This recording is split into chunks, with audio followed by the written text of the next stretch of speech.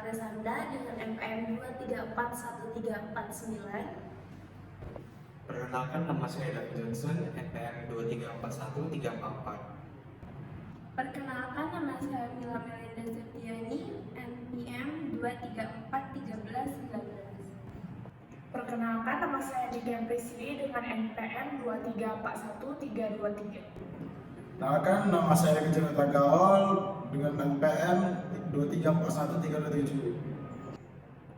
Air beriak tanda tak dalam, air tenang seperti berlian. Izinkan kami ucapkan salam untuk para hadirin sekalian. Assalamualaikum warahmatullahi wabarakatuh. Shalom, Om Swastiastu, Namo Buddhaya, salam kebajikan dan salam sejahtera bagi kita semua. Yang kami hormati Bapak dan Ibu dosen penguji public speaking. Pertama, marilah kita panjatkan puja dan syukur kepada Tuhan Yang Maha Kuasa yang telah memberikan karunia-Nya kepada kita semua, sehingga pada kesempatan yang baik ini kita bisa berkumpul dalam keadaan sehat walafiat tanpa kurang satu apapun. Para hadirin yang berbahagia, pada kesempatan kali ini izinkan kami menyampaikan pidato singkat terkait fenomena bullying di sekolah dan dampaknya terhadap perkembangan peserta didik. Bullying merupakan tindakan negatif dan agresif yang dilakukan secara berulang oleh pelaku bully terhadap korban. Siapa saja dapat menjadi korban bully apabila seseorang itu tidak mampu mempertahankan diri atau terlalu takut untuk melapor dan melawan jika sudah menerima tindakan tersebut. Bullying bukan hanya melukai fisik, namun juga dapat merusak kondisi psikologis seseorang. Bullying dapat berupa ejekan, intimidasi, pengucilan, pelecehan, sampai kekerasan fisik. Data dari Kementerian Pendidikan dan Kebudayaan tahun 2021 menyebutkan bahwa 48,59% siswa di Indonesia pernah menjadi korban bullying.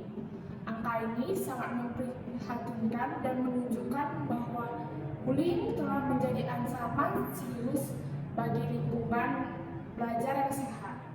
Tingginya angka bullying di sekolah menunjukkan perlunya penanganan yang lebih serius dan komprehensif.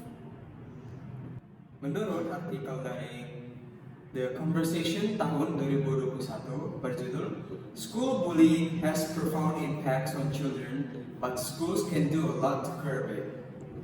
Korban bullying berisiko menderita gangguan mental seperti depresi dan kecemasan yang berkepanjangan hingga dewasa. Percaya diri dan harga diri mereka juga terganggu. Ini adalah dampak jangka panjang yang sangat merugikan bagi perkembangan anak. Sebuah penelitian dari International Journal of Adolescent Medicine and Health tahun 2019 menyebutkan anak-anak yang dibully cenderung memiliki pikiran untuk bunuh diri dan melakukan self-harm.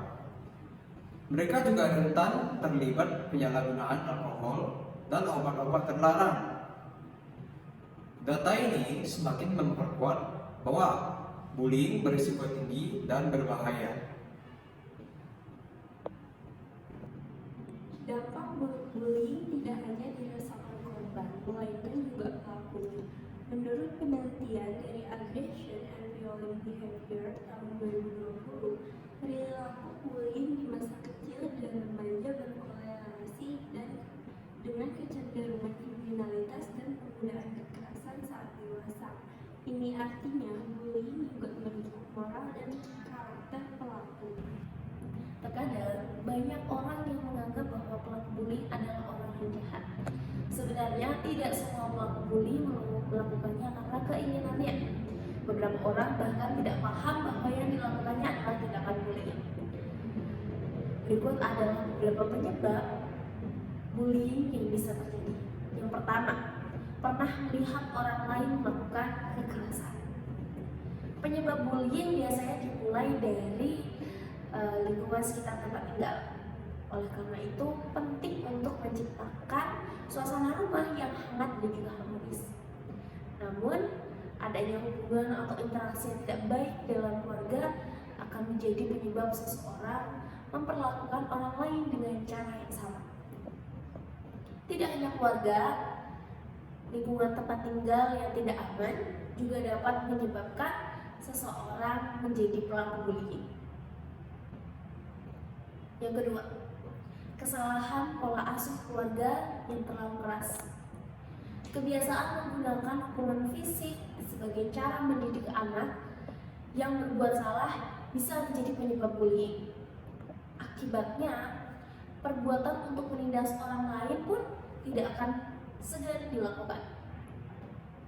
Tidak hanya itu, hukuman yang diberikan biasanya akan membuat seseorang memendam emosi negatif, sehingga hal ini bisa membuat ia ingin melampiaskannya ke orang lain juga.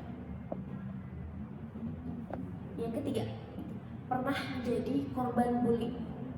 Orang yang pernah mendapatkan perilaku bullying, misalnya diejek atau dipukul, bisa menjadi pelaku perundungan terhadap orang lain.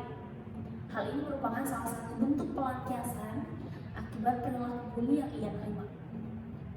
Untuk mencegah hal ini terjadi, penting bagi orang terdekat untuk mengenali perubahan perilaku seseorang dan memberitahunya agar ia bisa menghadapi sikap ini dengan bijak. Yang keempat, kurang mendapatkan perhatian dari keluarga dan orang di sekitarnya. Kurangnya perhatian dan kasih sayang bisa menjadi penyebab bullying. Misalnya, anak-anak akan mencari perhatian dengan cara tidak mengerjakan PR. Namun, jika tidak berhasil mendapatkan perhatian, ia akan melakukan perbuatan lain yang lebih ekstrim. Misalnya dengan melakukan bullying pada temannya agar bisa mendapatkan perhatian yang diinginkan.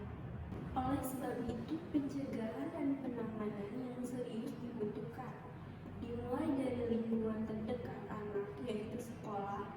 The Conversation tahun 2022 dalam artikel For Ways School Can Curb Bullying and Support Students menyarankan penerapan kebijakan anti-bullying, peningkatan edukasi dan keterlibatan orang tua, serta konseling bagi korban maupun pelaku. Semua pihak bahu-membahu memberantas bullying. Sekolah juga disarankan integrasi pendidikan karakter dan nilai-nilai anti-bullying ke dalam kurikulumnya. Guru harus memberikan teladan dan menanamkan empati, kerjasama tim, dan saling menghargai sejak dini. Dengan upaya yang kolaboratif ini, insiden bullying di sekolah dapat dicegah sendiri, mungkin demi lingkungan belajar yang sehat bagi generasi penerus bangsa. Demikian pidato singkat dari saya dan teman-teman saya. Marilah kita pupuk semangat anti bullying untuk masa depan pendidikan Indonesia yang lebih cerah dan lebih indah. Terima kasih.